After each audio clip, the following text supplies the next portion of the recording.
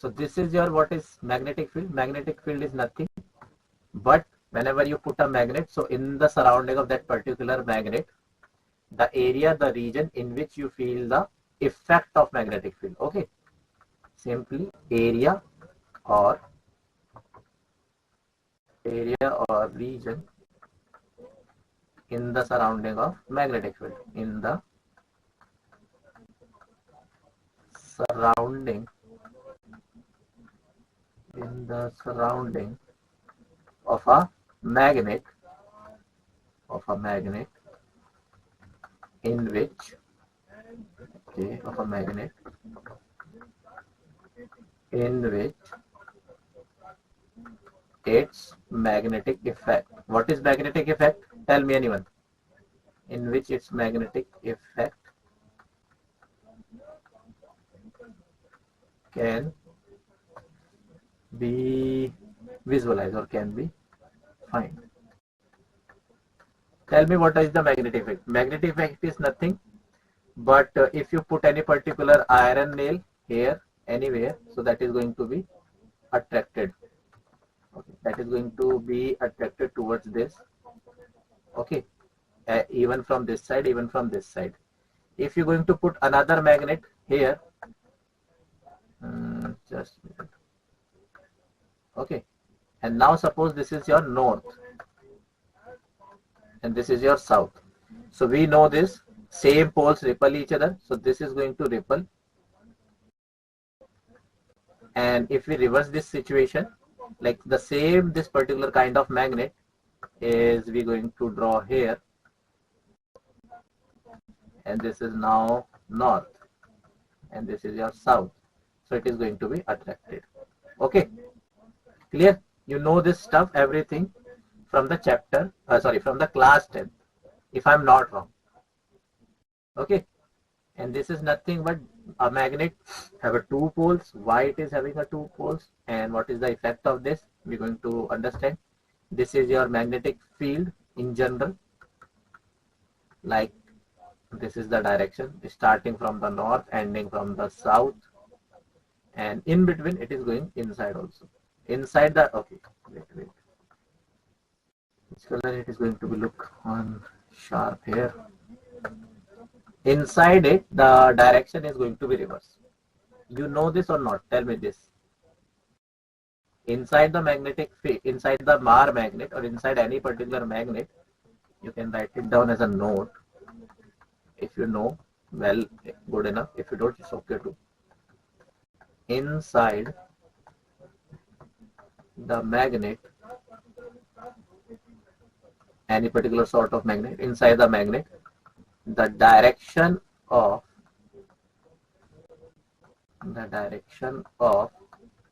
the magnetic field is from south pole to north pole. Clear? Why so? To complete the loop. Okay, if your mind is going to ask why, sir, so just simply to complete the loop. What is loop? To complete the loop of magnetic field lines. And the same property, I mean different kind of properties, magnetic field lines going to be fulfilled for magnetic field. But what are the magnetic field lines? Nothing as such, the imaginary lines which draw near about a magnet, which characterize the magnetic field near about a magnet, as simple as that. Clear? This is your recall. Recall means what we already know. Now my question is to you guys, what is the origin of magnetic field? This is magnetic field line. Okay, let me write it down. I am going to write magnetic field m dot f everywhere. Throughout this chapter, don't ask me what it is. Magnetic field lines. Okay, magnetic field lines are the imaginary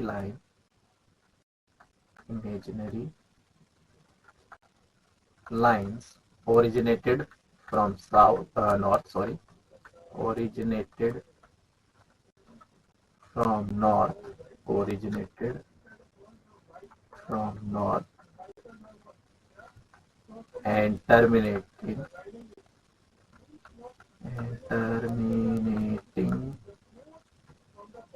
at south.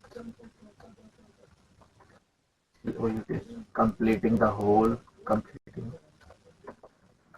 Okay.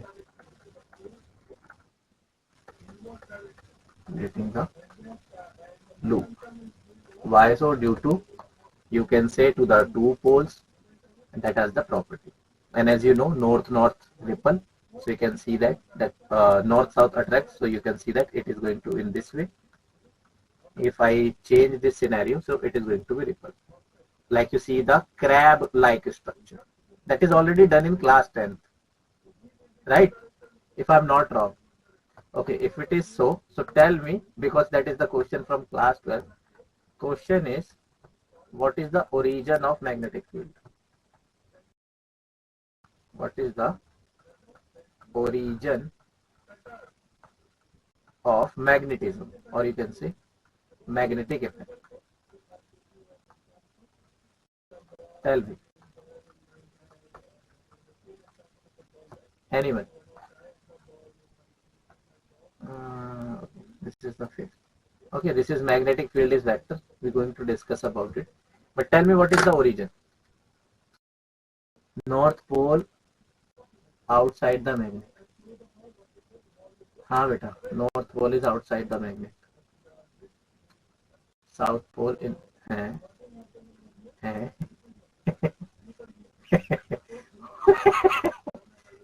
Nice. I like this. From where you read this line? I want to tear that page right now. Outer core.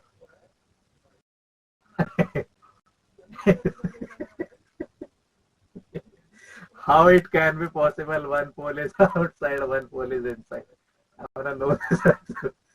Tell me, beta, Parikshit. Go on. Okay, outer core. What is outer core, beta? Just suna. Oh my goodness. Your answer makes me laugh sometimes a lot. Even I am not in the mood. I can imagine this thing, so I am laughing a lot. One is outside, one is inside. Look drastically bad. Okay, there are so many stories of origin of magnetic effect. Two, three I can share with you. First is, sir, moving charges produce. Yeah, this is the exact one. Moving charges produce magnetic effect. Oh, exactly. So we come to this solution first. I mean this answer first. First, moving charges can create two effects: electric current and magnetic effect. We read this thing in class 10. Okay. So moving charges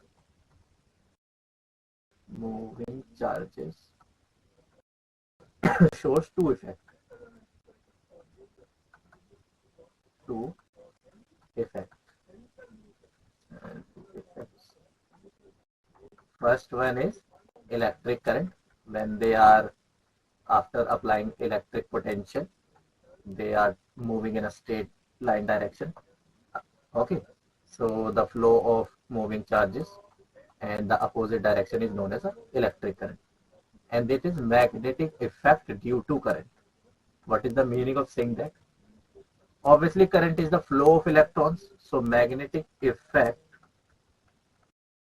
due to current, saying that we find magnets or magnetic material in early 1600 BC, like 1600, like right now we are living in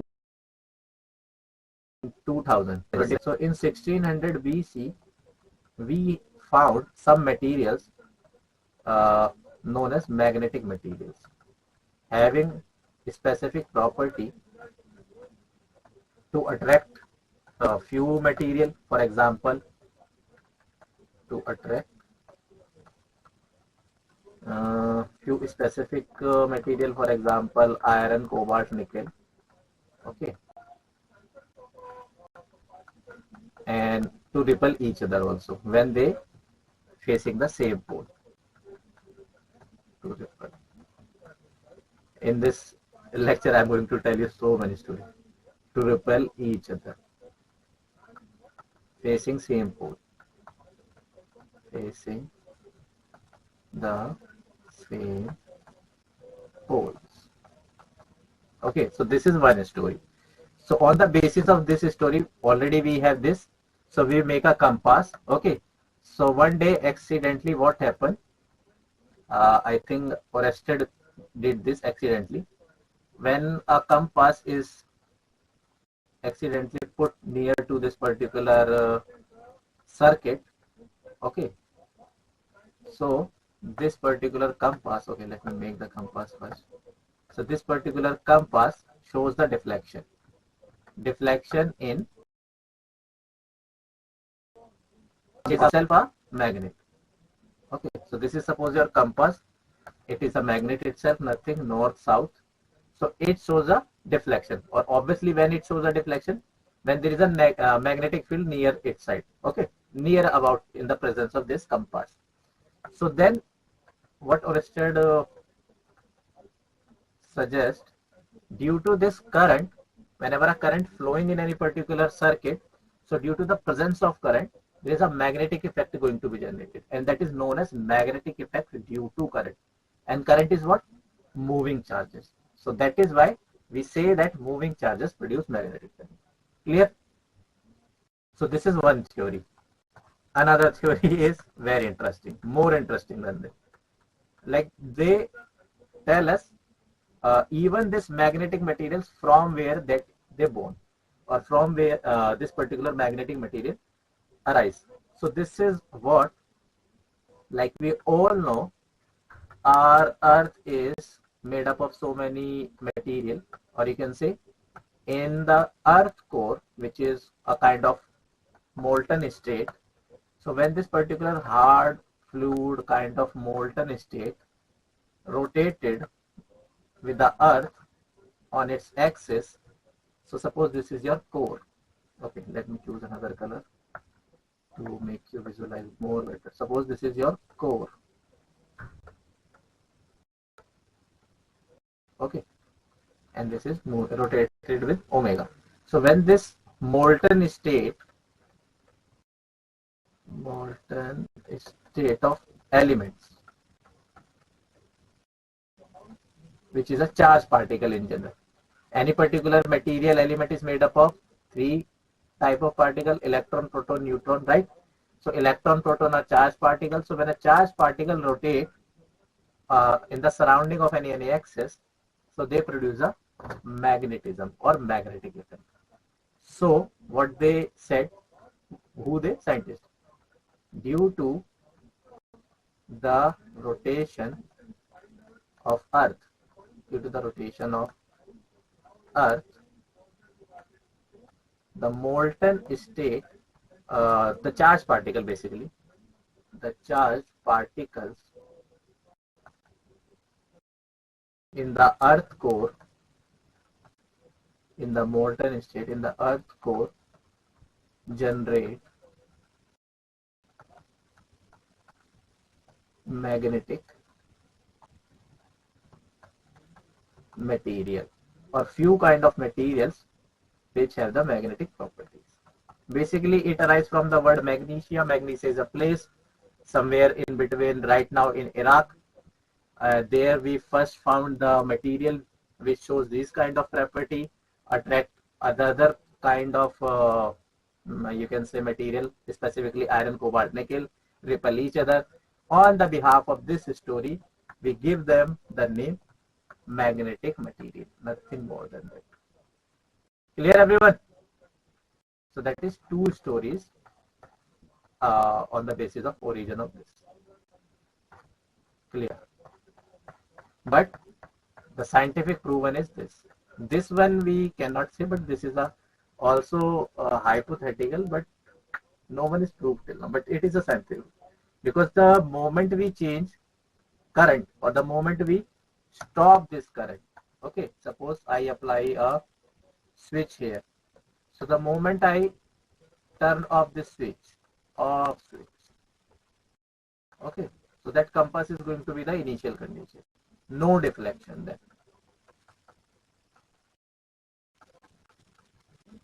The more current, the more deflection. The less current, the less deflection. Switch off this circuit, no current, no deflection. Clear? So that is scientifically proven. Clear now everything till now? Good. Spend a lot of time on sharing the stories and asking so many things. Okay. So this is magnetic field vector. Magnetic field, it is a vector quantity.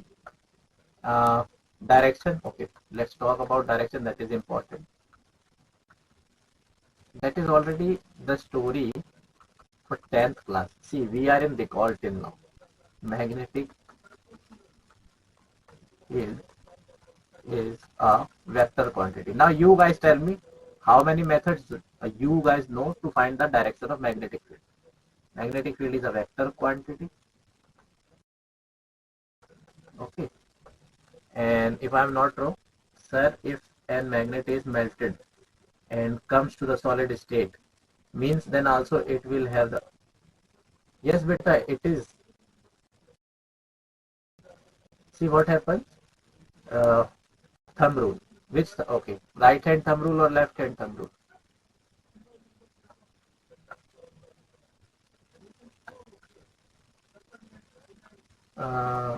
Wait, right hand side, left hand side, right?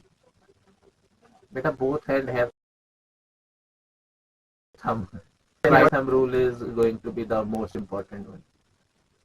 Okay, let me tell you. Yes, if it is, see what you asking, simply think, initially when this particular earth core have a molten state and this around, so in few materials, there is in next chapter we are going to discuss how in proper way the origin of magnetism is going to be on the basis of atomic level. Then you're going to understand more, but still I'm going to tell you in few materials, in few elements, the number of electrons or the number of protons is not equal, or they are aligned in that particular specific manner. So automatically, due to this electron excess or movement inside that, there is a magnetism there inside that, and that is known as ferromagnetism. Okay, ferromagnetic material. So even if they are converted themselves into the solid one, then still we have a magnetic properties. For example, there is a magnet in each particular speaker, and whenever there is any particular speaker or microphone or your earbud is going to be damaged, so break it, and you're going to find a small tiny magnet. So that is going to be in solid form. So it's not necessary like magnetism or magnetic you only find in molten state. That is the origin inside the earth core at very high temperature. Okay, but in general you get this magnet in solid form. Like if you remember in 10th class, they teach you guys horse type magnet, U shape, or this kind of magnet. Okay, so every particular kind of magnet is in solid form. So okay, we have in general two rules, but I going to remember maybe right hand thumb rule, that is important, and sorry, with the help of this you can find anything. Then we have Fleming's left hand rule. Okay,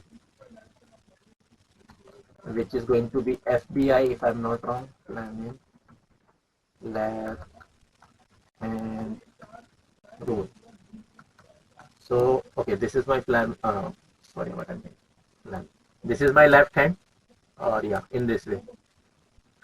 Thumb, middle, index finger and middle finger. Do this in perpendicular wise. FBI. F stands for force, B stands for magnetic field, I stands for current. We're going to find a formula. Magnetic force is IBL.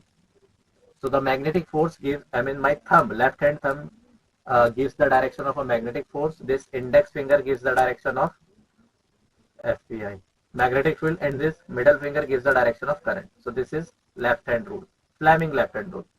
And you can only and only do this with the help of left hand. But that is troublesome. because obviously if you're going to find the magnetic force or the direction of a magnetic field, so you are going to confuse in which direction you need to do the thumb, in which direction you need to do the middle finger or index finger. Okay, so very easy, right hand thumb rule. Okay, make the right hand thumb of yours into the direction of current and turn your four fingers clockwise, or automatically in which direction your four fingers gives you the direction, that is the direction of magnetic field. Okay, as simple as that. There are two conventions, maybe no. Okay, we come to that atomic theory of magnetization also. So there are two conventions. This is known as into the paper, into the plane of paper. What is the meaning of saying that? And that is out of the plane. Okay. Now meaning of saying this, suppose this whiteboard, this is your page, this thing. Okay. So if the current is, or you can say if the current is going on in this direction, clear? If the current is going on right hand direction, so automatically you're going to do this thumb, right hand thumb in the direction of current. So your four fingers coming outside the paper, right? Here it is coming outside the paper. That is very interesting case. And here it is going inside the paper. Clear everyone? This is very important. Keep a notice here. At particular point B, it is coming outside the paper. At particular point A, it is going inside the paper. So this is into the paper direction, into the plane or into the plane of paper magnetic field direction going inside, or here it is coming outside. Clear? The same case you're going to follow in reverse direction. The same case you're going to follow if the magnetic field direction, sorry, if the current direction is here. So what happened again, into the right hand direction, your four fingers going into the right, see, okay, into the right, it is going into the plane of paper, or into the left, it is coming out in when the direction of current is upward. I, and this is I. Clear everyone? So just by following the right hand thumb rule, you can find the direction of current. Obviously you can find with the help of left hand also, but in that I feel personally boring also, troublesome also. You can choose this thing also, whatever you find easy, but I find this one easy. Okay, you can use this one also, it's your choice. Clear everyone? Okay, this is everything recall. Let's then come to this. See, this is your atomic theory of magnetization. Now the answer of this particular Vishwanath beta, your answer is here. See, each atoms behave like a complete magnet, having a north pole and south pole of equal strength. The electrons revolving around the nucleus in an atom are equivalent to small current loops, which behave as a magnetic dipole. What is the meaning of saying that? Okay. See, suppose this is your atom. In this particular atom, we say that atomic magnetization. In this atom, we have this, your nucleus, in which protons or neutrons going to be inscribed, or this is your charged particle electron, positive, negative. Okay. So when they are revolving in this way, in the surrounding of this, in this way suppose. So due to this revolution, this particular create a magnetic dipole. Magnetic dipole means north pole or south pole inside the atom, and this is known as your atomic magnetization. Clear? Clear na? Like how so? Because if they are rotating in this way, sir, can you repeat the right hand thumb rule? But a right hand thumb rule is, okay, where are you? Ramesh. This is my right hand, right? Suppose the direction of current is going into the upward. So on the right hand side, my four fingers going into the paper.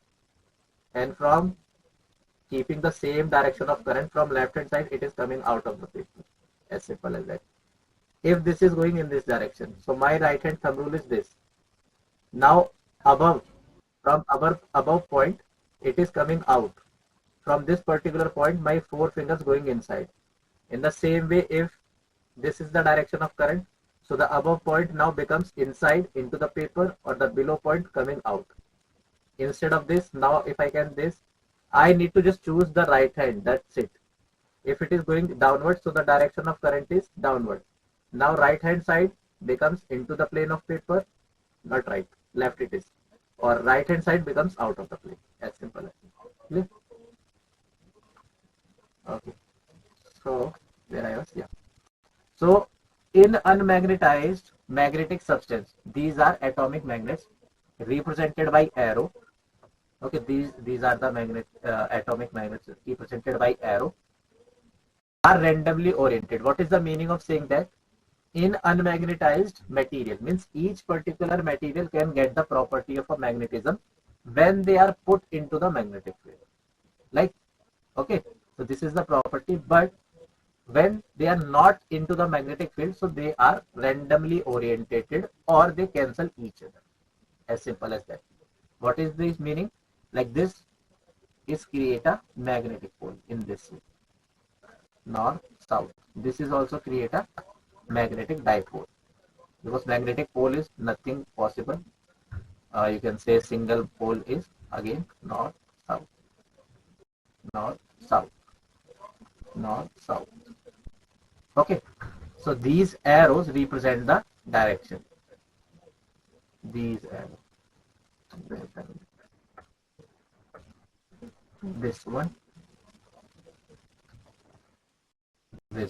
and that one. So this is your atomic theory. Like, due to the revolution of electron in an atom, there is an atomic magnetization, and the atomic magnetization in the absence of magnetic field, outer magnetic field, external magnetic field, they are randomly oriented. In the absence of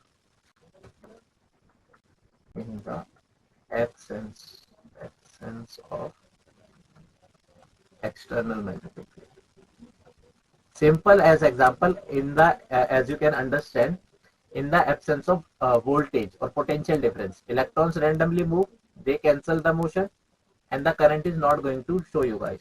In the same way, magnetic property happens and occur in each particular material, but in some materials they are excessively.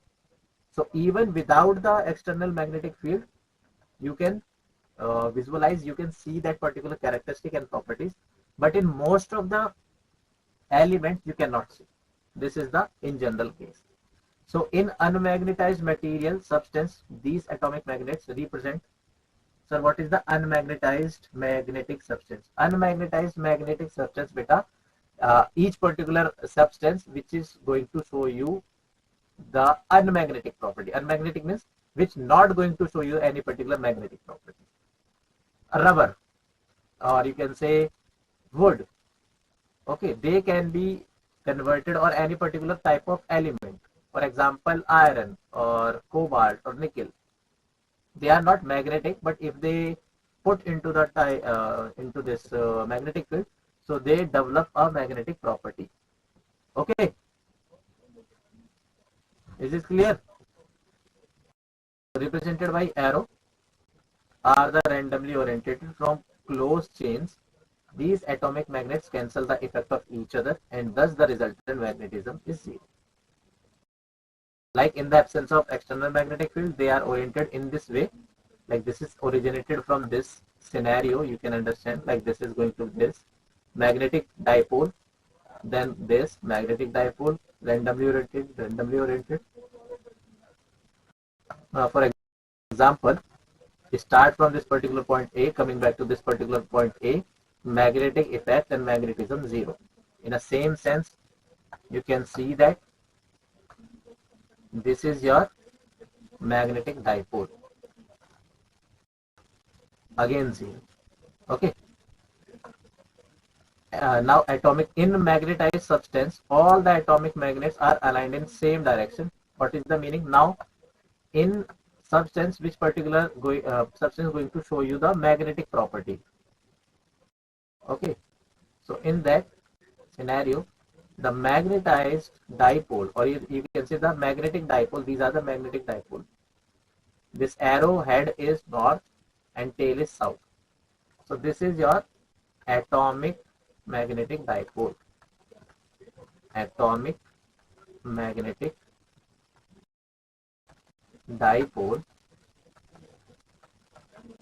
Okay, now these all atomic magnetic dipole aligned in a such a way they are not going to cancel. So this particular material is going to show you magnetic characteristic, or you can say this is a magnet in general. Okay, and in scientific language, this material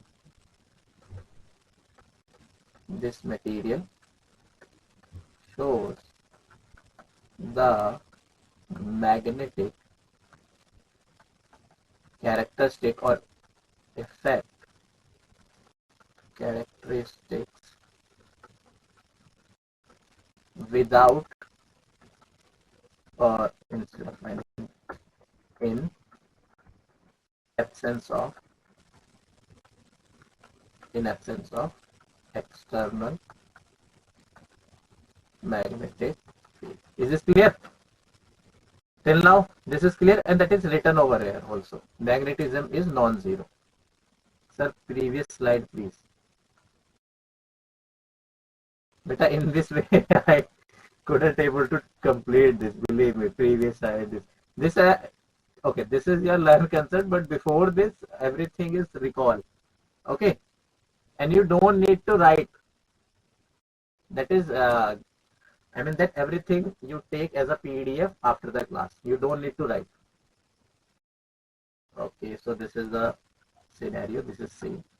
Now this is simple, as we have Coulombs law in electric field, or you can say Coulombs law for charge particle.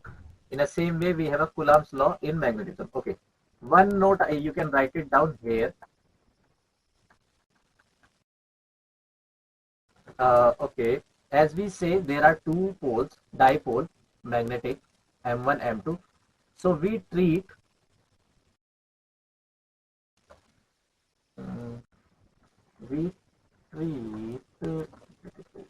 we treat each magnetic pole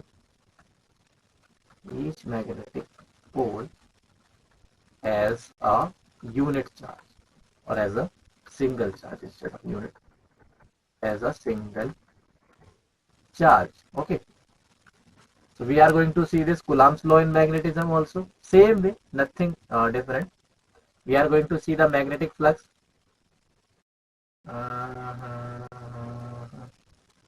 Yeah, why not better? Okay, we are going to see the magnetic flux like we have electric flux. We are going to see the pole strength.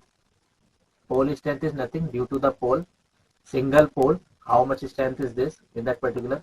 We are going to see the magnetic dipole like we have electric dipole. Okay, two opposite charge situated very near to each other is known as electric dipole. In the same way, two opposite magnetic dipole, as you can see, that is M1, M2, situated near about, known as magnetic dipole.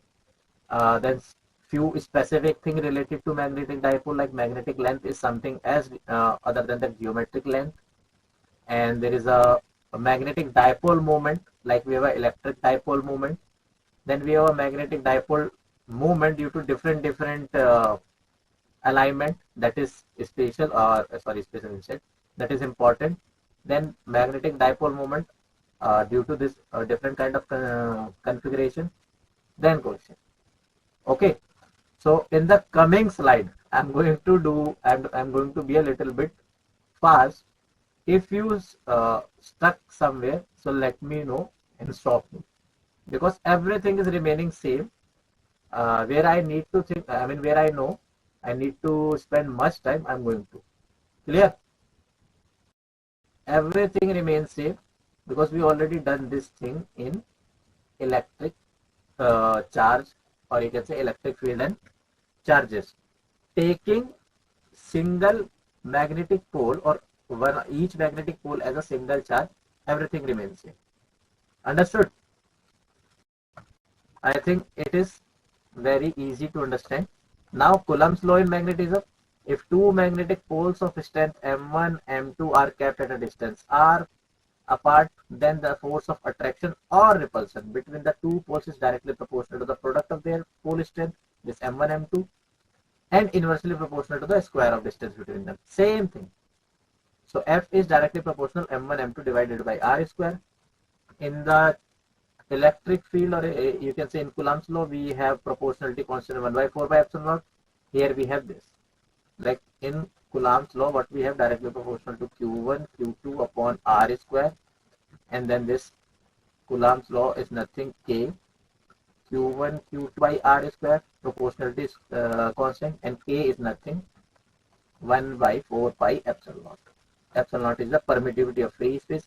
Similarly, here mu naught is the permittivity of magnetic field in free space, where mu naught by 4 pi is 10 to the power minus 7.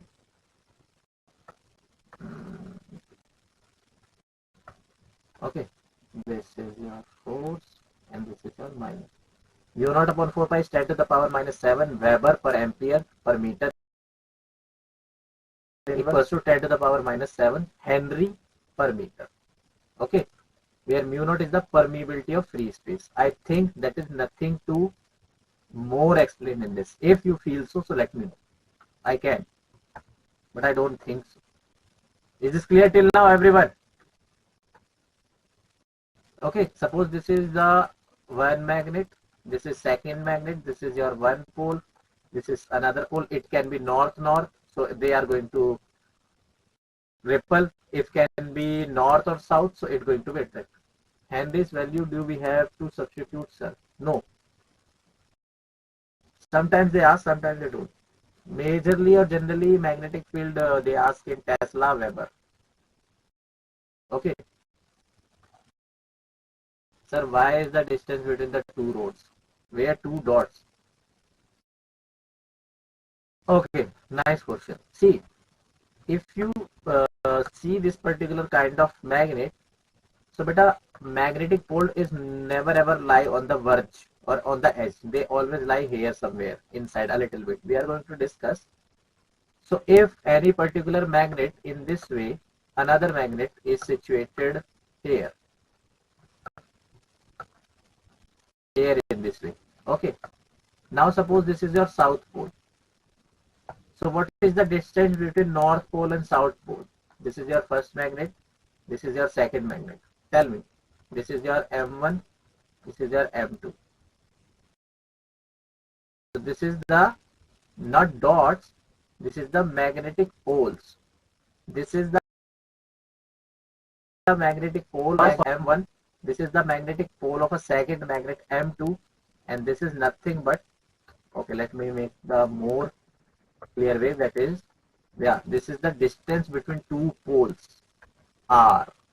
Same as we have the distance between two charged particles. This is your Q1, this is your Q2, and this is R. Now you are asking, why should I write R? You can write L, D, A, B, C, anything. In general, we write R. Cool. That's why I write this thing in a starting point. We take, okay, if you are not understanding this, this is written treat.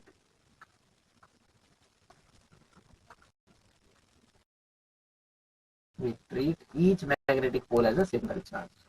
Clear, everyone? Clear, Harimesh? Everyone? Good. Okay. Then moving density, as we have a field or electric flux density is what? Force upon charge, right? And if I'm writing the formula, F by Q, that is 1 by 4 pi epsilon naught Q by, okay, this is Q1, so that becomes Q2 by R square, where again this Q1, Q2, and there is a force between them, R, So due to any particular charged particle, the flux density or basically the field, electric field is defined in this way. Clear? In the same way, the force experienced by a unit north pole, either a unit north pole or either a unit south pole also, when placed in a magnetic field, is called magnetic flux density or field intensity at that point. In this way, suppose this is situated some at particular point. So due to this north pole at this particular point P, what is the magnetic field intensity or what is the magnetic flux density? So that is simply force upon m, mu naught upon 4 pi m by r square r to the power cap, and that is nothing, r cap is show the direction. Clear? Is this clear now, everyone? Instead of here, if I need to find m beta pole strength. Okay, wait. Magnetic pole strength. Like we have a representation of charge for Q, in the same way, magnetic pole strength is nothing but how much it have the ability to attract or to repel, to attract magnetic materials, for example, iron, nickel, cobalt, or to repel another magnets or attract another magnets also. Pole strength. Everyone clear about it? Okay. By a, and it is quite visible here, but it's okay if you are not understanding that. This is the magnetic field produced by a pole of strength m at a distance r. Pole strength. Now please don't ask me what is force. Okay. Is this clear?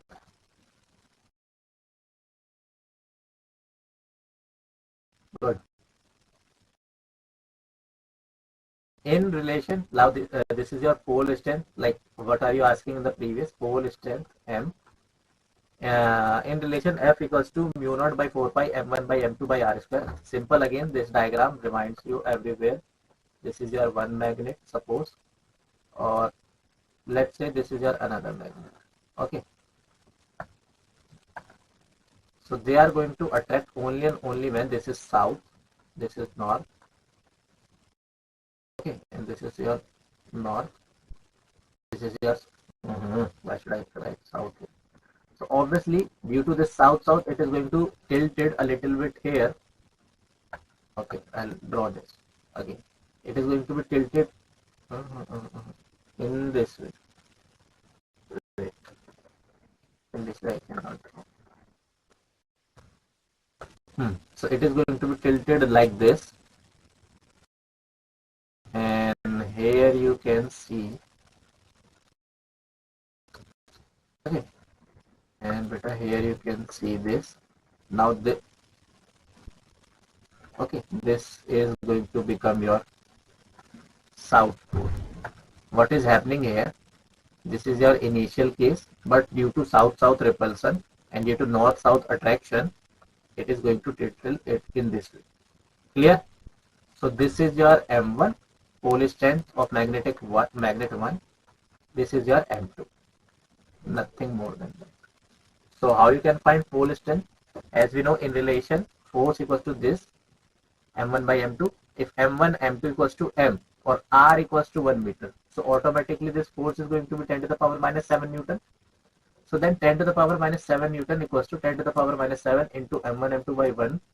M square equals to 1, or M equals to 1 plus 1, either minus ampere meter. So this is your pole strength unit. Okay, what is happening here? Clear you out again. As we know, mu naught upon 4 pi, right? Mu naught upon 4 pi having the value 10 to the power minus 7. And suppose it is Newton. Force is in Newton. And the formula is mu, okay, not this, M1, M2 by R square. So what we say, let's suppose F equals to 1 Newton R equals to 1 meter, M1 equals to M2 equals to M. What we need to find? So simply then this M square gives me uh, what it gives me, beta? Okay, you can do in this way or you can do in this way also. In this slide, instead of 1 Newton, what they put? 10 to the power minus 7 to cancel this thing simply. So 10 to the power minus 7, I need to erase this. So then this relation becomes 10 to the power minus 7 equals to 10 to the power minus 7 into m square by 1. Okay, so then 10 to the power minus 7, 10 to the power minus 7 cancel, or m square becomes 1, or m equals to plus minus 1. Max simply, and then this m, this gives me 1, or either plus or minus ampere meter, nothing more than that. Why ampere meter? Meter due to the condition of r square meter square, and we know this pole is going to create only and only, or this magnetic effect is going to create only and only when electric current is in the motion. Clear? Or charged particle is in the motion, as simple as that. So but in general, the pole strength, okay, let me do this first and then I'll let you know, because I write so many things. Okay, and then I can do this. Hmm. So the pole strength of north pole is defined as the force experienced by the pole when kept in a unit magnetic field. Clear? Unit magnetic field means this magnetic field, if I can be the unit or 1 Tesla, suppose. So whatever the force is going to be due to this pole, that is the pole strength. Simple. Clear now, everyone? Is this clear, everyone?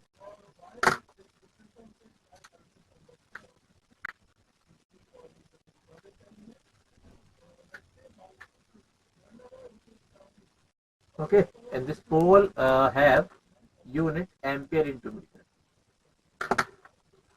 Okay.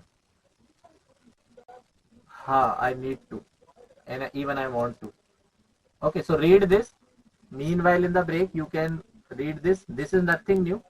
Just simple, as we have a two charge particle equal and opposite situated at a very minute distance together. So we can say that a magnetic electric dipole, in the same sense we put whenever a magnet, so automatically magnet is a magnetic dipole. Okay, we talk about this after a break. You guys also take a break. Okay, so 5 to 10 minutes there is a break, and then after a break we discuss. Even I need this battery.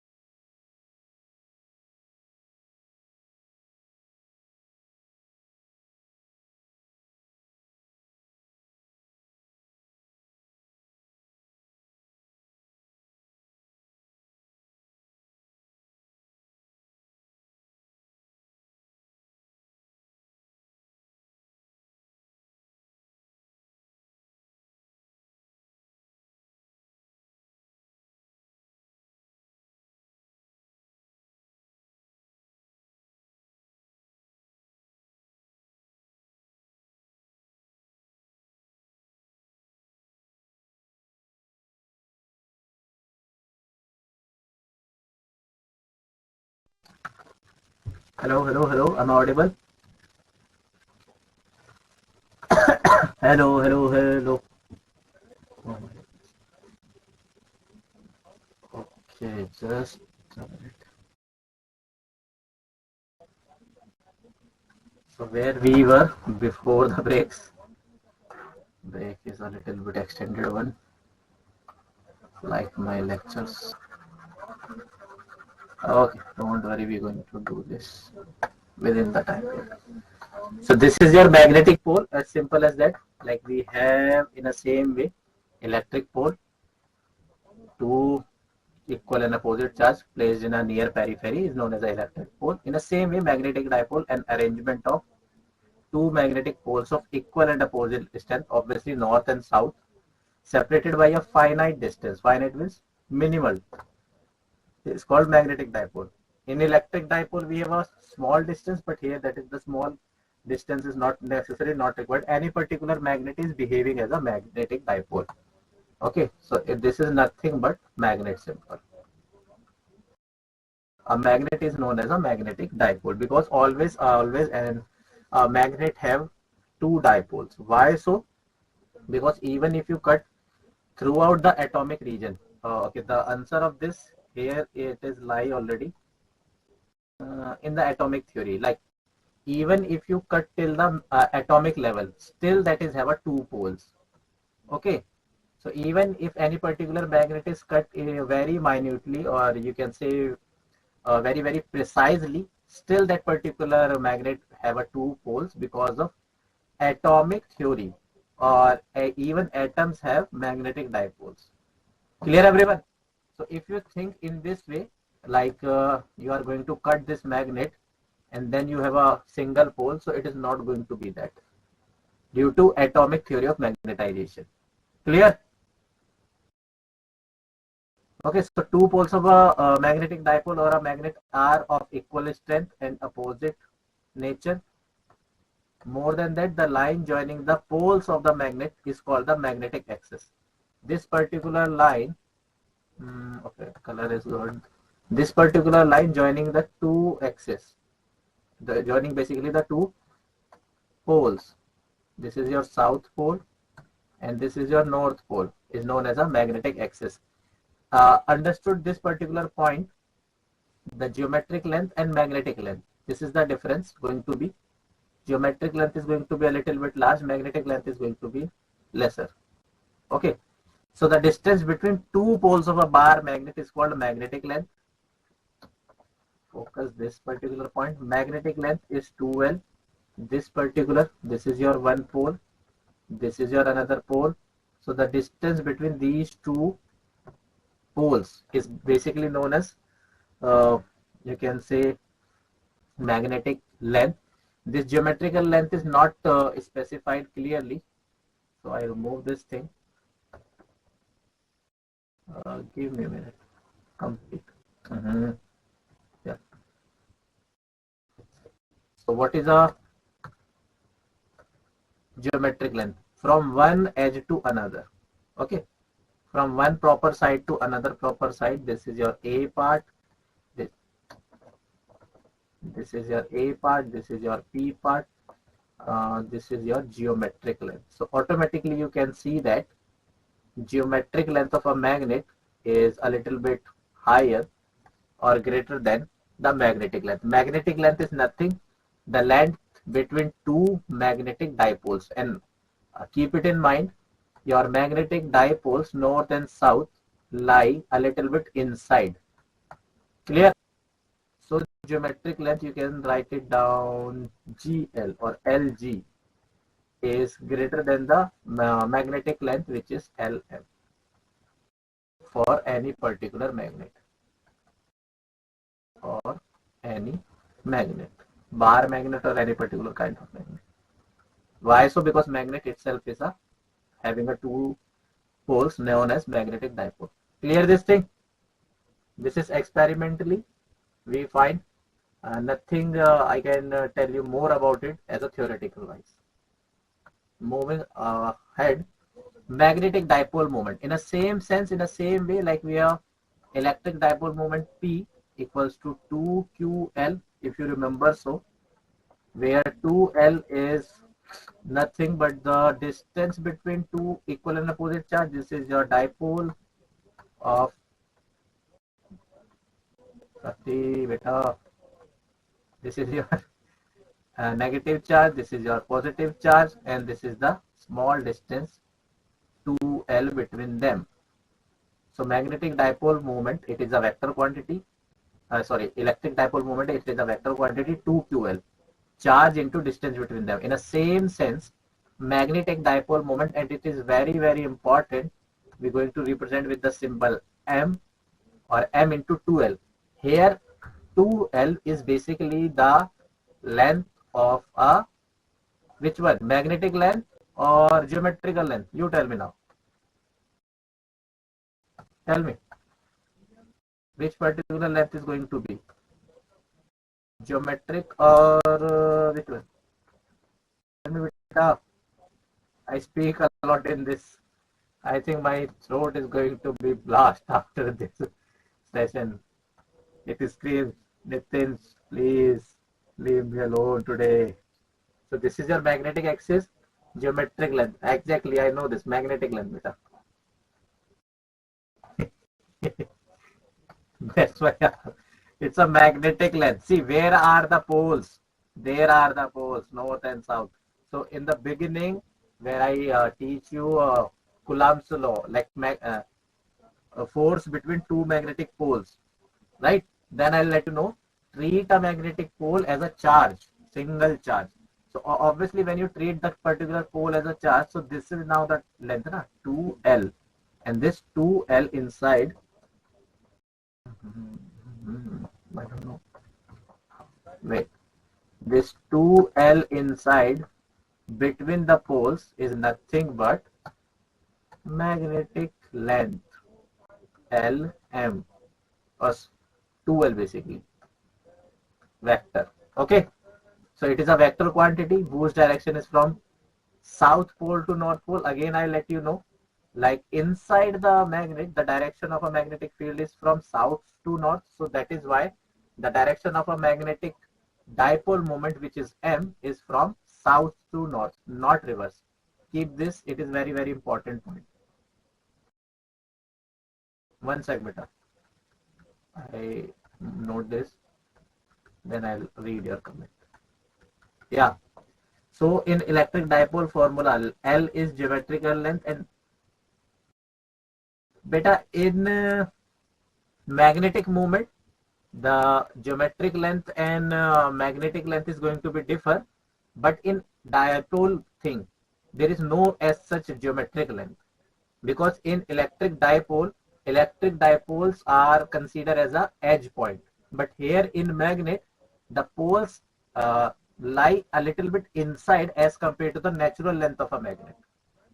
So there is no such point to think even about geometric length and magnetic length in electric dipole. I teach you this thing, I let you know because of analogy. Clear? Harimesh? There is no as such geometric length and magnetic length. Okay.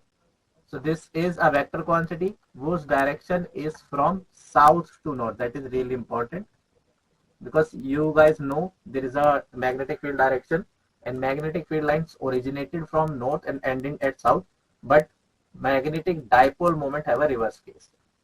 The unit of magnetic dipole moment is ampere per meter square, joule per Tesla. The dimension are M0, L2, T0, A inverse, A1, because of ampere meter square.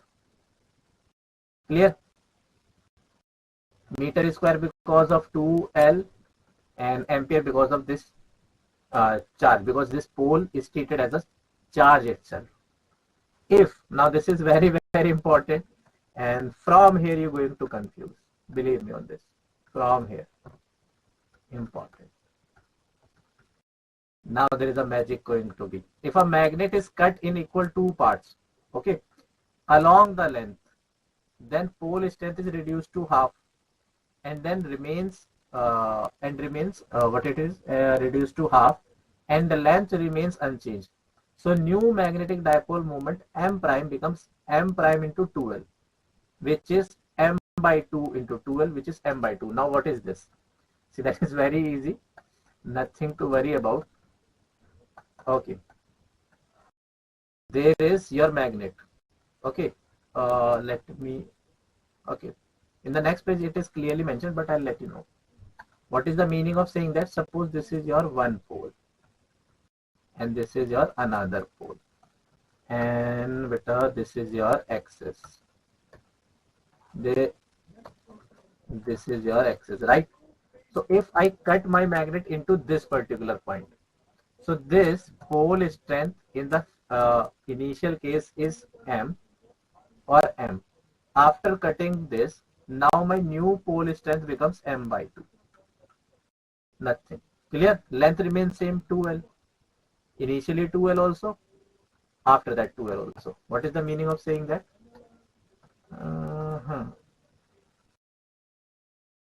Clear? I cut my magnet in between, along the axis of magnetic axis. So this tiny little bit pole, small pole, gives me pole strength m prime, which is m by 2. Everything remains same. So this magnetic length become 2l, same thing. So magnetic moment m prime is nothing but m prime into 2l. Clear? M prime is m by 2 into 2l. So it gives me m into l, which is m upon 2. Means previous magnetic moment divided by 2. So this is m prime becomes m by 2. And the same thing happen if you cut your magnet. This is cut. This is horizontally cut. If you cut your magnet vertical wise also, so then length is going to be different. Okay, so this is first case. Clear? If I cut my magnet into this way, this is second case.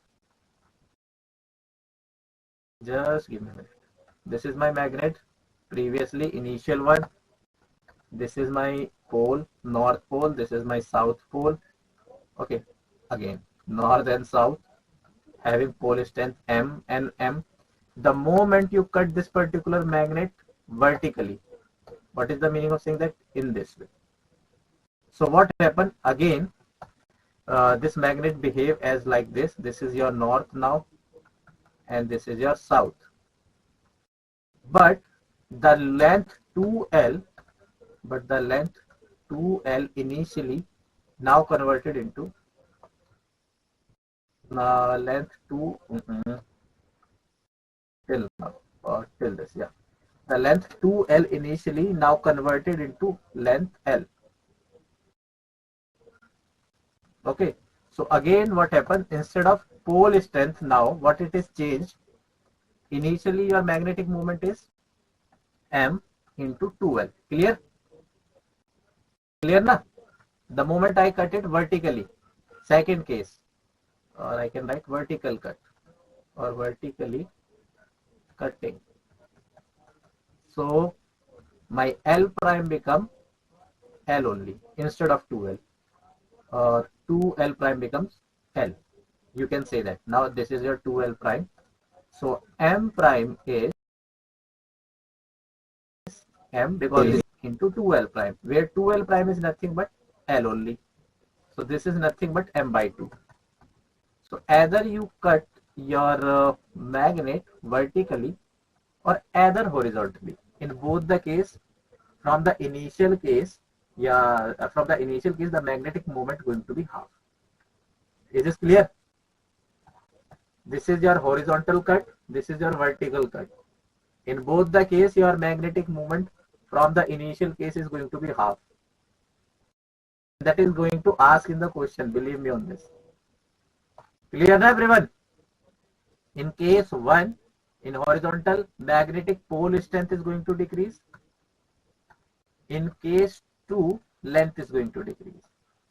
That's simple as that. Okay. So on the analogy of this, or on this understanding, we are going to understand the next points, like magnetic dipole moment. So that I already teach you from the previous slide. On the previous slide, if a magnet is cut into 2 equal parts, transverse to the length. Transverse means vertical. Transverse to the length, then the pole strength remains unchanged. What is the meaning of saying that? Like the second case, this is your initial magnet, or I cut transversely. Transverse means vertically. In this way I cut it down. So from 2L, my 2L prime becomes L only. This is the case. 2L by 2, M by 2. So the new magnetic dipole moment of each part, because now then it becomes two parts. North, south. Obviously, if there is a south, so it is going to be, here it is going to be initially south, so it is going to be north. Clear na? The same thing as you can see here as well. Okay, if in magnetism existence of magnetic dipole is not possible, what are this point? Okay, this is key in in magnetism magnetic monopole is not possible. As simple as that. I already teach you why it is not possible.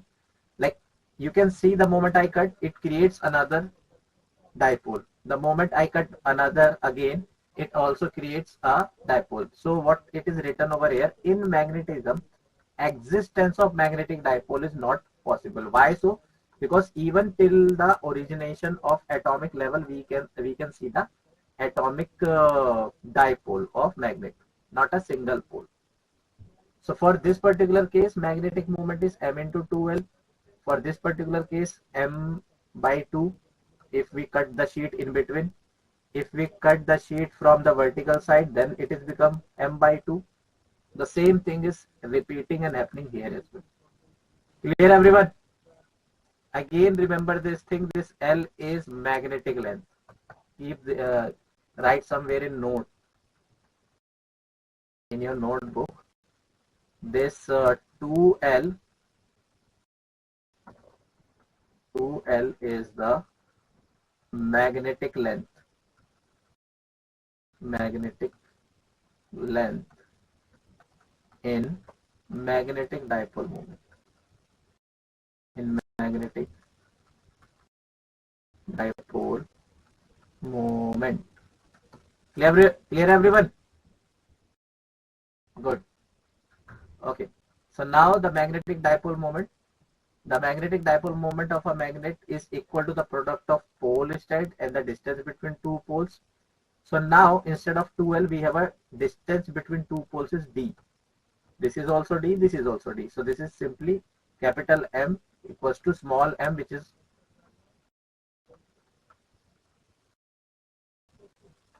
magnetic pole strength. And instead of 2L now, we have a distance between two magnetic dipole or two poles. That is the main thing, that is D.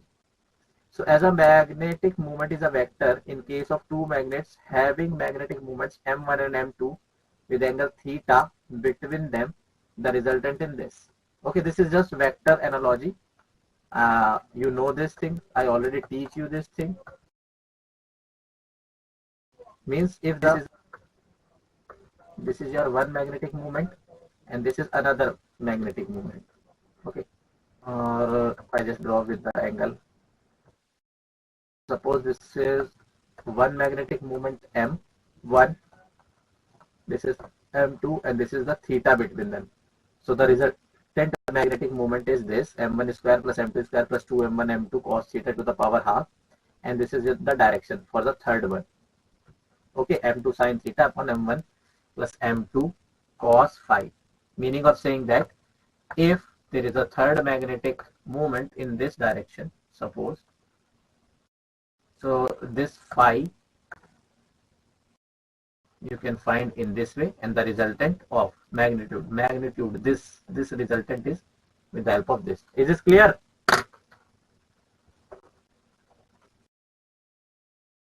Clear everyone?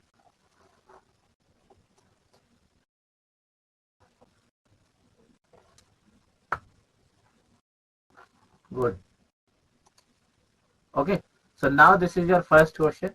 Two short magnetic dipoles M1 and M2 each having a magnetic moment of 1 ampere meter square are placed at a point O and P. This is O, this is P. Respectively, the distance between OP is 1 meter. This OP is 1 meter. The torque experienced, okay, I didn't teach you torque. What is torque? Now you tell me. As simple as that. If you remember in dipole moment, in electric dipole, torque is nothing but P cross E. Okay, P is electric dipole moment, E is electric field. Similarly, torque here for magnetic thing is M cross B. Now you find first this, and then I'll let you know how we can say that. Simply, I just do nothing. Instead of P, which is a dipole, electric dipole moment, I replace magnetic dipole moment. Instead of electric field, I replace magnetic field. Nothing more than that. Clear? So tell me the torque, Newton meter. You have everything if I'm not wrong. M you have, and magnetic field you have also. And how you can find magnetic field? Simply how you can find magnetic field here?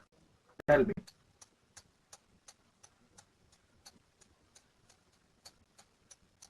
This is the case.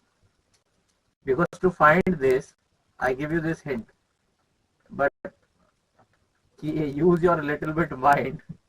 Sir, we can find force using Coulombs law. Good. Then how you can find magnetic field? Exactly. And then use M equals to F by B, which you can get F directly. Because M is 1, if I'm not wrong. Clear? So I think everyone got this. Using this F, which is mu naught by 4 pi into M1 M2 by R square. R is given, M1 M2 is given, and then M equals to F by B. M here is 1, so if I'm not wrong, B equals to F directly. And then you have M, then you have F. Okay, then you can find this torque. So steps you know, calculation you can do. This is the simple formula. Clear? So answer is 1. Because what they want? This.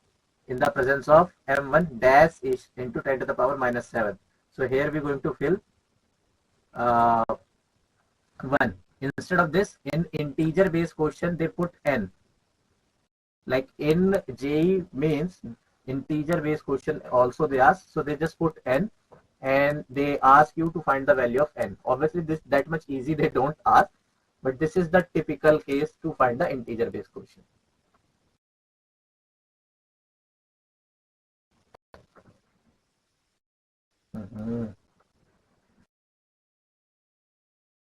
Okay, this is the format of integer based.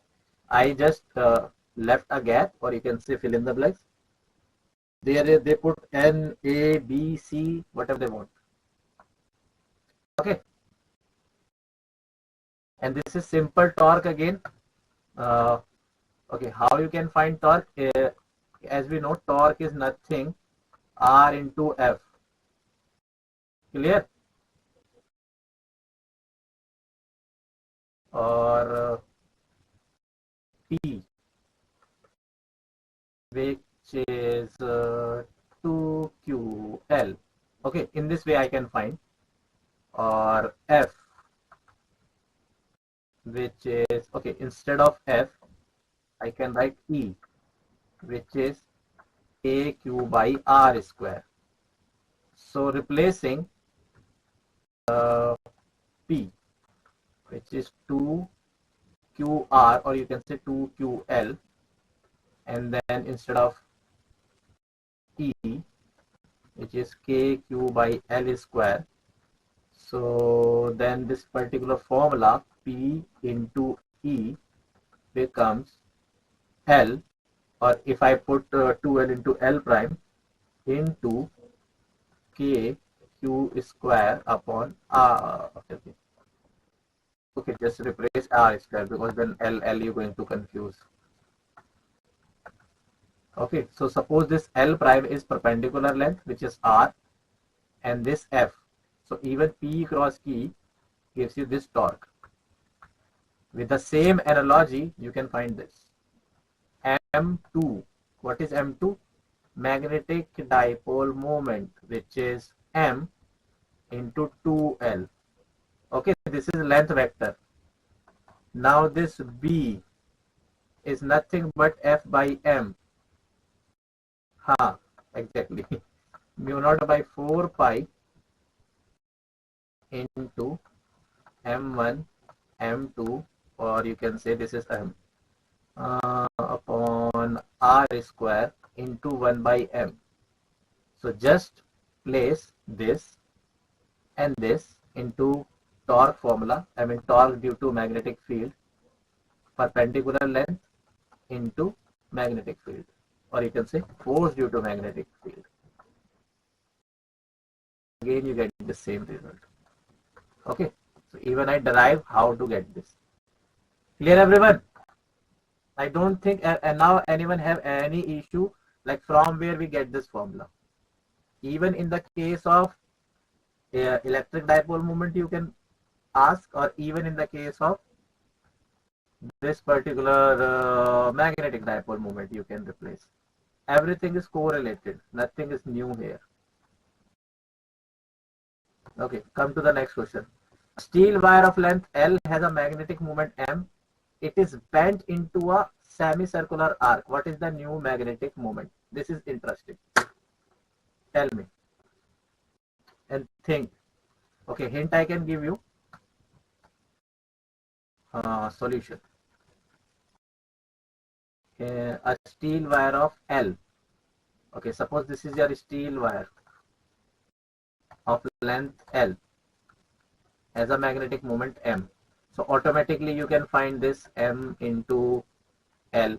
Okay, then pole strength automatically you can find. Pole strength M is nothing but magnetic and then L. So if you convert it into this semicircular kind of stuff, which is something look like this. Okay, I need to cut it down first. Okay, this.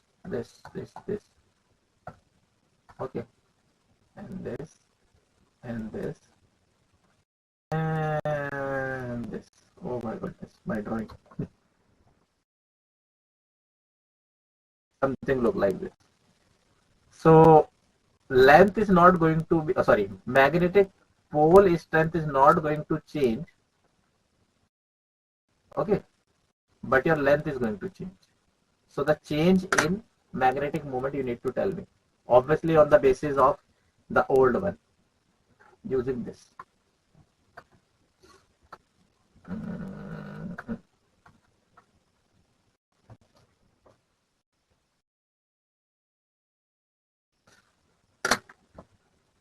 Tell me what is the answer. You have 1 minute, and then after 1 minute we're going to see. And I think I need to a little bit keep it hurry. Sorry. To complete. I'm audible, right? I thought I plugged my wire of this microphone, headphone. This is clear now. In initial case, that is strength. This is straight line length. After in this is your case 1.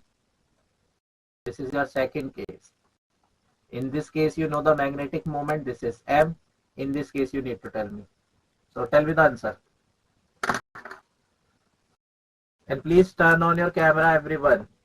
Everyone means everyone. Those who turn on the camera, they are not fools. Okay. Neither they are that much smart also. So you don't need to shy. And more than that, I think you are not able to see each other. So you don't need to shy on behalf of that.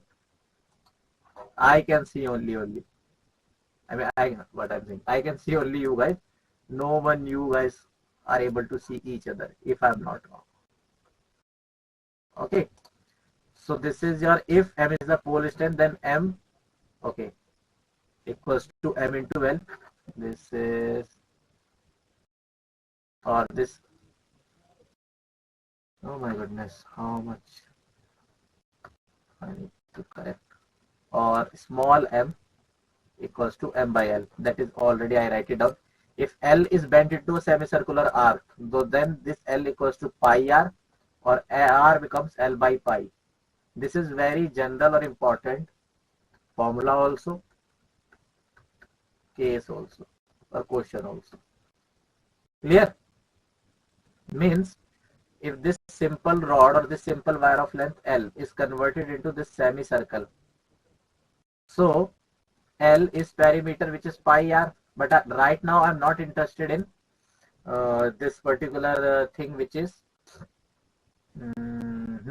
right now I'm interested in 2r, not in L, because this is your pole 1, this is your pole 2, or I wanted to find the length between two poles, which is 2r now. So obviously to find 2r, I need to find r first.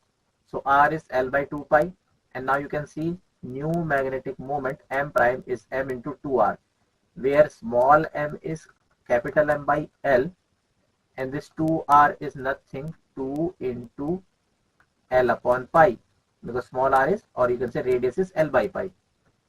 So then cancel if something is going to be, and if it is not, so that is okay. 2m by pi.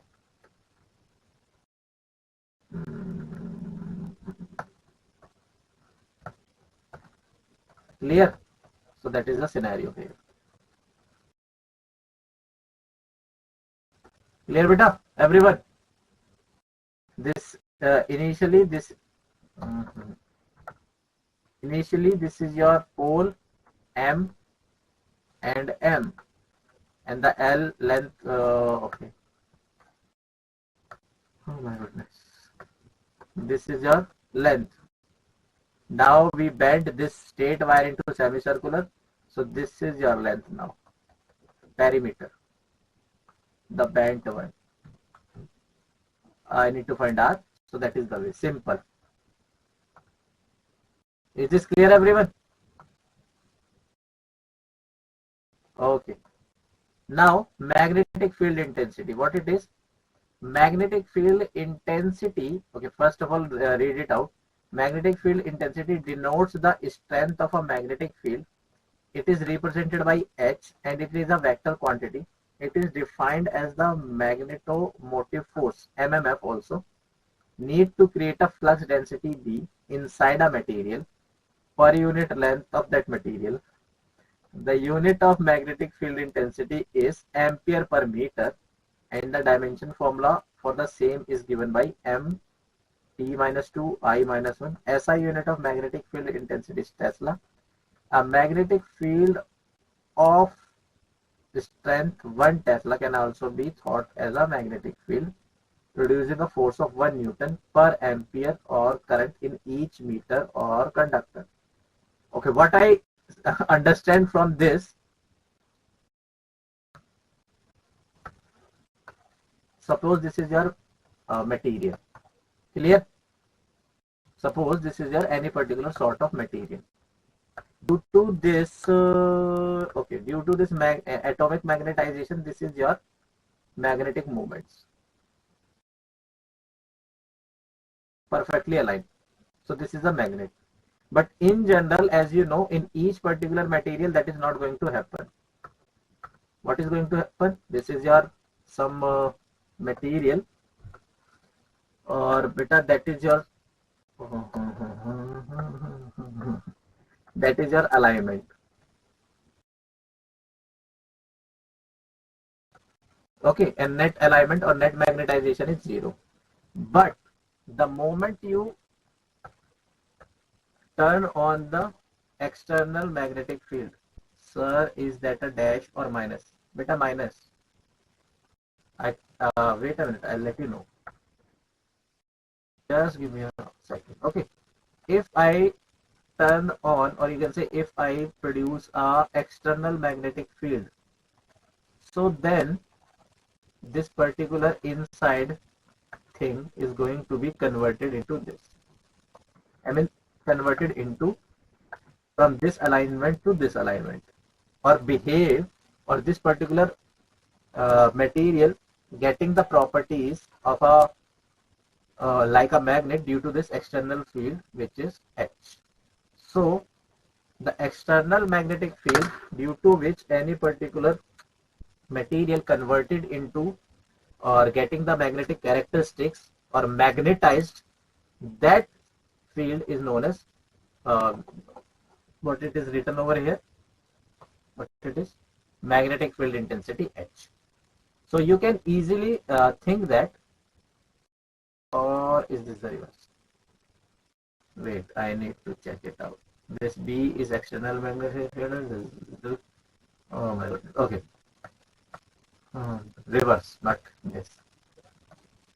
When I turn on the magnetic field, external magnetic field B, so this is your dipole and this is your dipole moment, net dipole moment, and then this particular material having a property or behaving like a magnet with the magnetic field intensity H. So you can understand, due to this external magnetic field, when initially case 1 your net dipole moment, magnetic dipole moment is aligned in this way, so the summation is 0, but after the turning on that particular external magnetic field, they are aligned in the scenario. So external magnetic field is nothing but the magnetic field intensity originating after this external magnetic field plus magnetic dipole moment or net magnetic dipole moment. So reverse this thing, H becomes, I don't know why this particular thing I teach you, because we teach these things simply in magnetism and matter. Okay, so don't worry, this particular thing we teach, I mean I personally teach you again if it is not coming so, but in general this is the scenario. Clear? And the word is magnetic field intensity. Clear everyone? I think according to the diagram you understand. The moment I put my material into the magnetic field, external magnetic field B, so this net alignment of magnetic dipole moment converted into this, and they give me this strength, magnetic dipole moment M. So obviously this B equals to H plus M. This H is magnetic field intensity. Clear? Good. Okay. Now this is important, or you can say very important. Okay. Based on thing, you're going to see so many things, like the principle of cyclotron, velocity selector, there is a device, or how your charged particle is going to behave in the presence of magnetic field, that is going to depend on this. Okay, understand in a very simple way. So magnetic field and Lorentz force, nothing but as simple as that you can understand. If a charged particle is moving in a magnetic field, okay, or it starts moving in a magnetic field with the help of velocity v, so it creates a magnetic force qvb, as simple as that. And obviously if it is a charged particle E, or if that particular charged particle is moving inside to this particular 1 minute,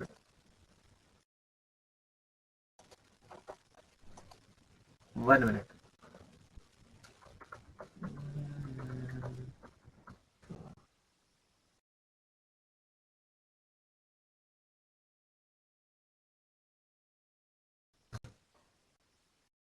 Okay, yeah. So or if that in the presence of magnetic field there is a electric field also, so the total summation is known as Lorentz force, which is F electric, or you can say electric force or magnetic force. Clear? Simply, what is the meaning of saying that? Suppose this is your uniform magnetic field, or this is your uniform. Take uniform in a both case. This is your uniform electric field. Black one is electric field, blue one is magnetic field. Okay, this is your electric field and this is your magnetic field. Now there is a charged particle, this charged particle moving with velocity v in this region where we have both. So the total force F electric is going to be QE. Okay, this is a charged particle of charge Q moving with magnetic velocity v. This is one thing. Okay, the second thing is F magnetic is nothing QV cross V, and the summation of both the forces, because it is this also vector sign, the total force, the net force is known as Lorentz force. Okay, so let's say there is a point charge Q which is moving in with the velocity v and located at r at a time t in the presence of both electric field ER and magnetic field BR. Then the force on the charge due to their influence was first given by H.A. Lorentz. This is the name of a scientist, don't need to worry about. The force on an electric charge Q due to both of these fields is given by F equals to QE, which is V cross B cross R. Clear? Beta, since how many days you are not slept? Jokes na. Seeing you like this, I can be sleepy now. Take a sip of water.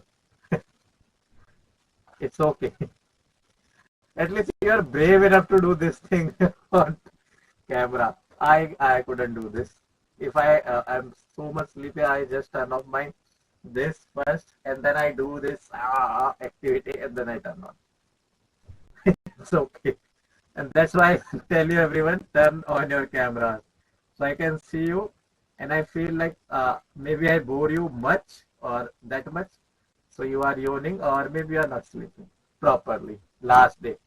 Okay, so that is nothing. Simply, as we know, whenever a charged particle is moving in a simply charged particle moving charged particle create a current as well as a magnetic field, or whenever any particular charged particle with velocity v moving in any particular external magnetic field B, so this is a magnetic field, sorry, magnetic force QVB simply, and the total force is known as Lorentz force, nothing more than that.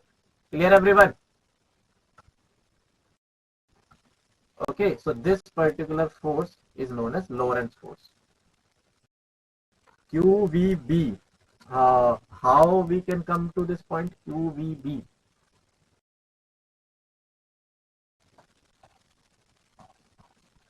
Okay, with the help of this QVB, there is another formula we're going to generate. So first I teach you this and then QVB simply.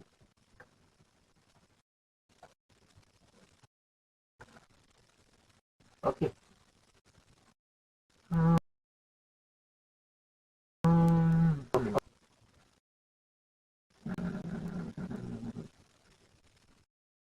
Okay, simply I can tell you right now, because then see, if there is a magnetic due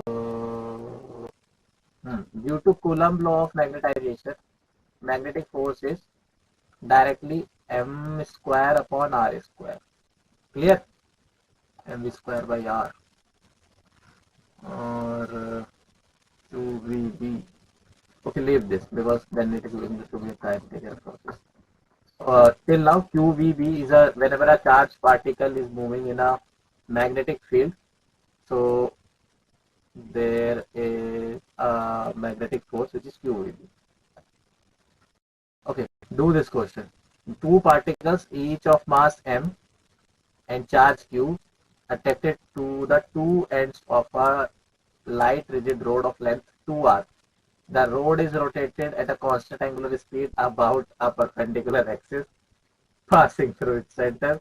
The ratio of magnitudes of the magnetic moment of the system. Okay, this is the derivation. Who know, so they can tell me within a minute, and if they don't know, so I'll let you know. Important one. Okay, one thing I'll let you know. Whenever a charged particle, okay, try this one first. Okay, then I'll let you. You have a minute, 1 minute. Okay, go ahead.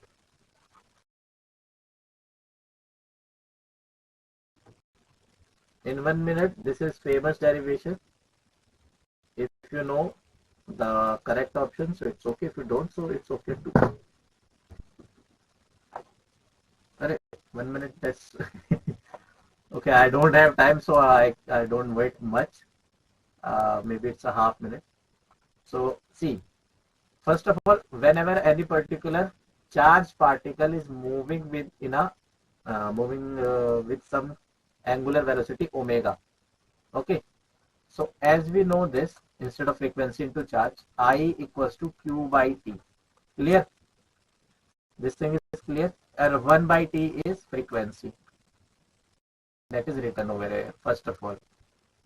And if you don't convert it into this way also, so suppose this is your a charged particle mo moving around this axis. Okay, moving around this axis with omega. So omega beta is nothing but 2 pi f. Clear? So f, then you can write it down, omega by 2 pi or 2 pi by omega. Clear na? So from there the current is q omega by pi, and charge is 2q because of this charge, Clear one thing? Okay, now here interesting thing is magnetic moment is IA. From where we get this? Simply we say magnetic moment is magnetic pole strength into 2L. Okay, this is again an important formula. Magnetic moment IA. Wait a minute, I need to see the shortest one relation to tell you guys magnetic moment IA.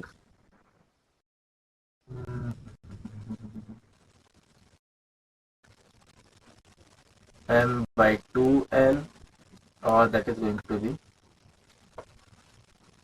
okay, in this way it is going to be IA.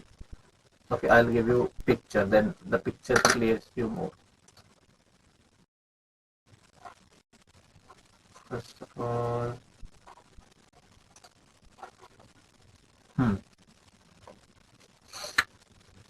mu equals to IA, and this is your magnetic moment.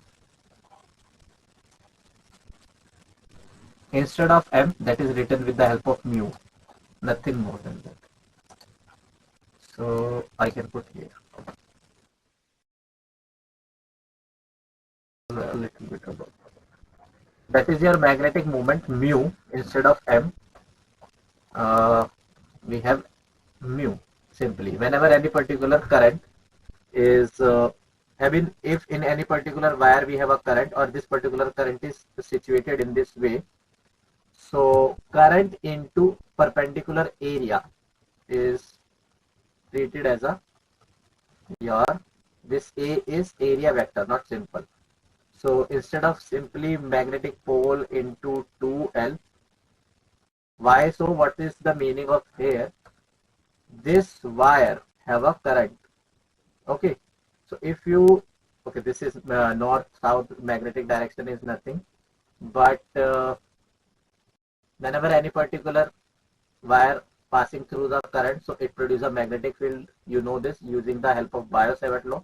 I mean, that is a little bit subtopic from the above coming topics, but in general, whenever any particular current carrying wire is converted or circulated around a circular loop or in a circle, so it creates a magnetic field in the periphery, or that magnetic field and the perpendicular area is created a magnetic moment. Is this clear till this point?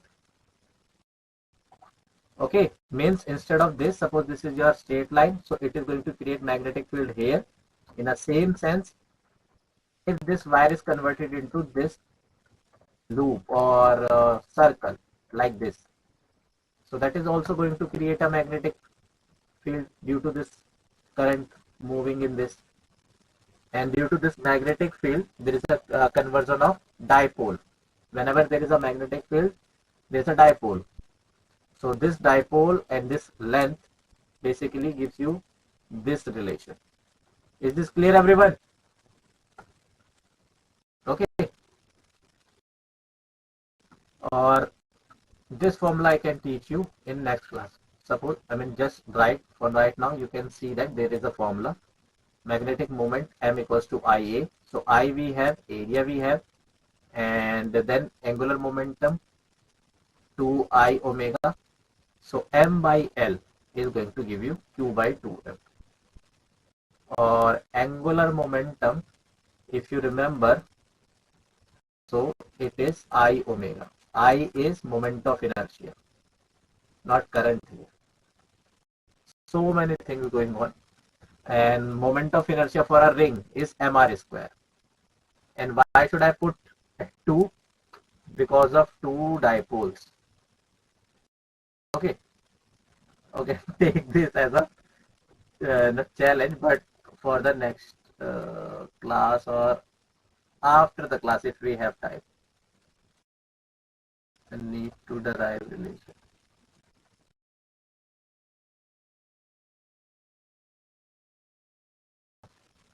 But the basic thing is, I think you understand this formula first. I equals to Q by T, Q by F. F is nothing, 2 pi by omega. So from here you get the current, Q omega by pi. Okay. Because of 2Q, because of why we put 2Q, total charge, because of these two charges. Then magnetic moment IA, put this angular moment 2I omega, and I is moment of inertia, mr square. So many things inscribed in it. I know this. So maybe this is the bouncer for you guys. Okay, move to the next question. Find out the magnitude of force experienced when a 5 Coulomb of charge is moving at this under the influence of 25 by Newton per Coulomb electric field. The magnetic field of 10 magnitude is perpendicular to the direction of electric field and velocity. Okay, find out the magnitude of force experienced by the charge. So that is nothing, hint simply, or solution simply, Lorentz force. And what is Lorentz force? QE plus QV cross B. And it is written over here, V cross B is nothing but VP sine theta. Theta here is 90 degree, somewhere mentioned out, this perpendicular direction. Okay. So then it is going to be VV simply. Find out quickly. We are running out of time.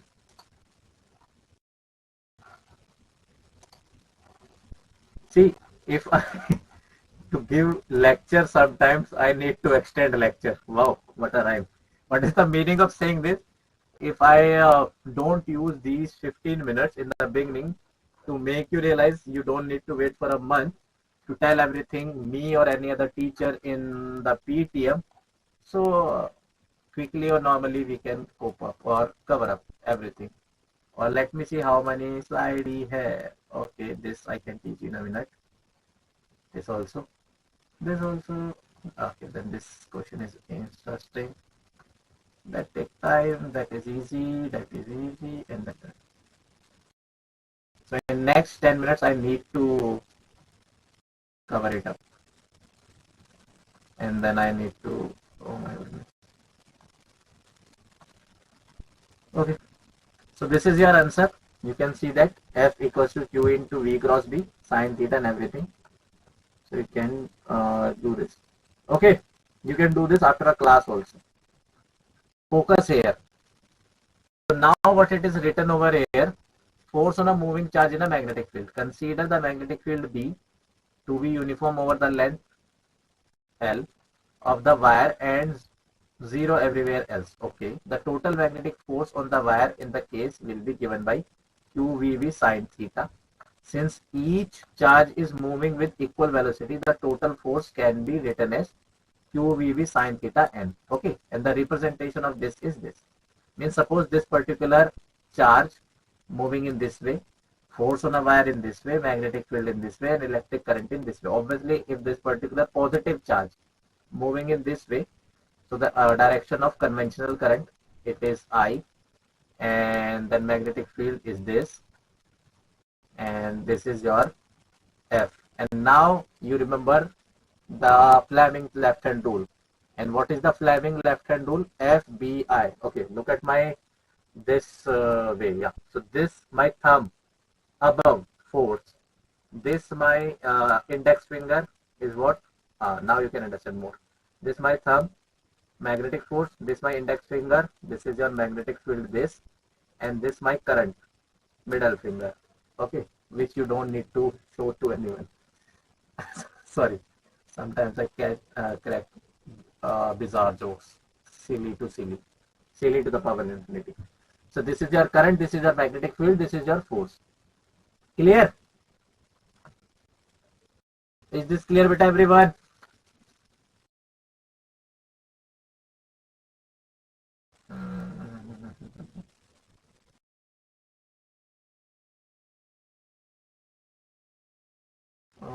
V equals to L by T, or okay. So this is your force charge in a magnetic field. Now force on a moving charge in a magnetic field, also since the wire is uniform, so volume equals to V equals to area into length. A is the cross sectional area and L is the length of a wire under magnetic field. Now F equals to QVB sine theta into NAL. This can be rearranged equals to NQAVLB.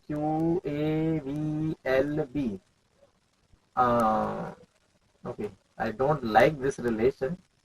The simplest relation I'll let you know. Instead of V and A. Okay, you understand in this way.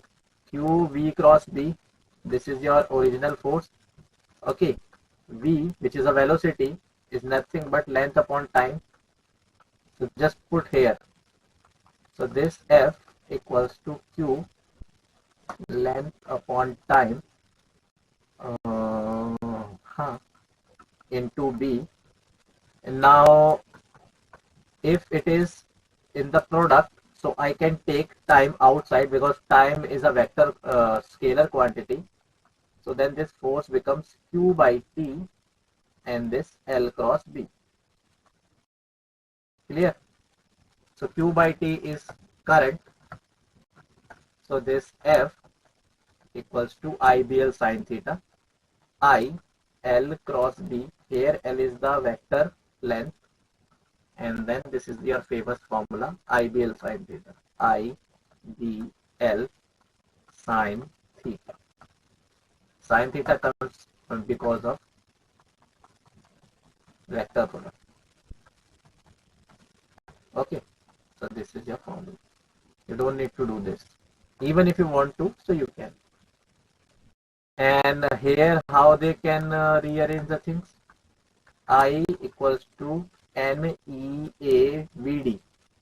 You remember VD is drift velocity. So instead of E, here we have Q. NQVD. Instead of VD, we can write V, the velocity directly. So this is your I here. NQAV, LB sine theta, NQAV is I, where I is the current in the conductor. So force becomes IBL sine theta. In vector terms, IL cross B. Okay, it's your choice which particular path you want to choose. This way or this way. It's always in your hand. Clear, everyone? Is this clear? Sai, Darshan, Sutika, Yajira, Kaila, Sahir, Adil, and everyone. Okay. So in this way we can, this is very important, not because of numerical portion, but because of boards also. Important for boards examination also. Okay. Okay. Move ahead. This is your question. Now you know the force is IBL sine theta. Find this. Or I think I need to help this.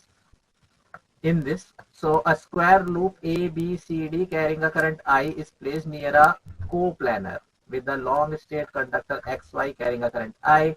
Now, one thing you need to one thing you need to see, if L or B, here L is length vector. I mean the direction of magnetic field and the direction of length vector, whatever you're going to choose. If it is 180 degree, if angle theta between length vector, this is length vector, not length simply, and magnetic field is plane parallel or anti-parallel is 0 degree or 180 degree, then force is going to be 0 because of vector product, right? Is this clear? So how are we going to approach? First of all, we are going to find the magnetic field, because okay, this is a square loop OBCD carrying current I, placed near a coplanar with a long straight conductor. So due to this conductor, due to this I, we have a magnetic field. So the force acting on a wire, current, the on wire carrying current due to the magnetic field B, IBL sin theta. So FAB mu naught by 4 pi 2I upon L by 2 I cross L. What is the meaning of this, and from where we get this formula? Oh my goodness, that much. Again, I don't need to explain this one. Again, Bio-Savart law. Sorry with everyone. I used two questions on this Bio-Savart law. Okay. See, what is a Bio-Savart law? I'm going to tell you again in the next class, but simply I can tell you right now. Okay, with the help of Bio-Savart law, we can find the magnetic field for a wire whenever in the wire the current is going on. So for infinite current, for infinite wire,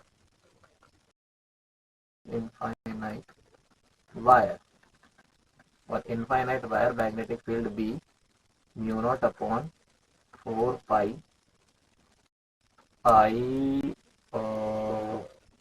upon D, you can say D into 2.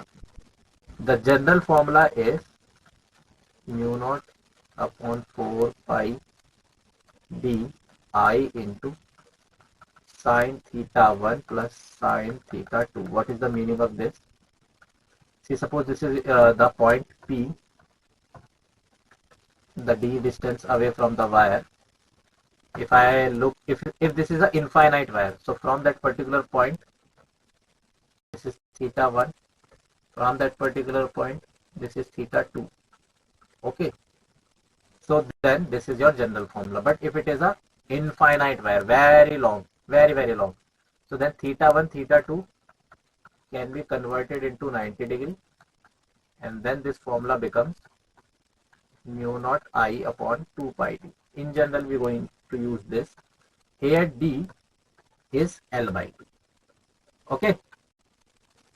Or we just simply use mu naught upon 4 pi 2 because of this sine theta 1, sine theta 2, and this D is L by 2. L by 2 is this.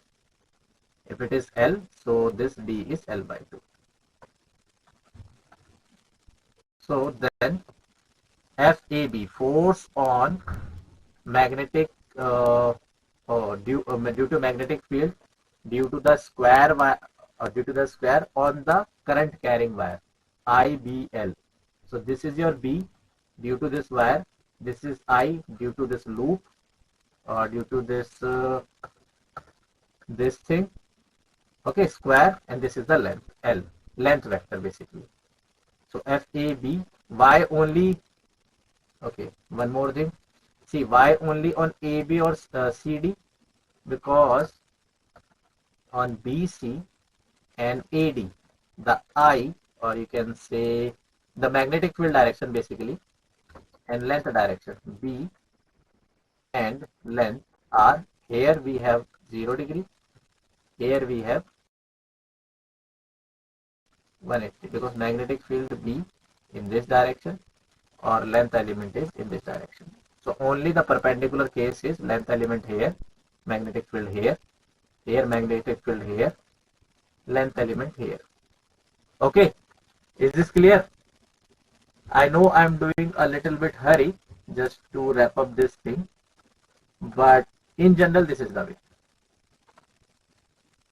Okay, so that is why only we took A, B and C, D. A, okay, let me check which is A. A. So just a minute. A, B, C, D. We don't took B, C on A, D. Why so? Because of this thing I already draw here. Clear everyone? So finding this, the correct option is A then. Okay, moving ahead.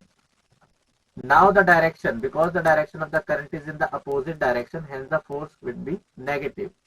Mu naught I L upon pi minus mu naught I F L upon 3 pi. So obviously the A option, but why it is going to be negative? Because here the current and length element is the same, and here the length element and current is in the opposite. Current due to this, not due to this. Clear? At least this till this point it is clear or not? Tell me. Tell me, beta. Is this clear or not? I mean, I can sit more 5 minutes more to make this clear test, or to make you understand the question of test.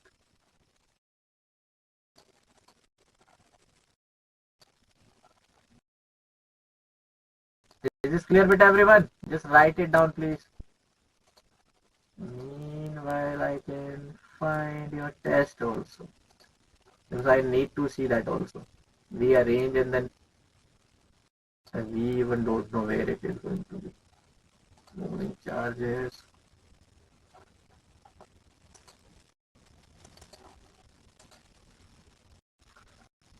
It is homework.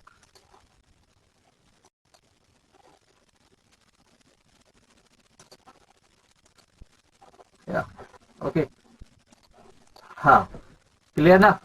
Good. So this is your last question. The Coulomb, 2 Coulomb of point charge moving with a uniform velocity enters in a region having a magnetic flux. See, this is just vector multiplication. The magnitude of force on the charge x. Okay. The magnitude of force on the charge at x equals to 0 positive is this much Newton. X, Y, Z are unit vectors. So what is the net force?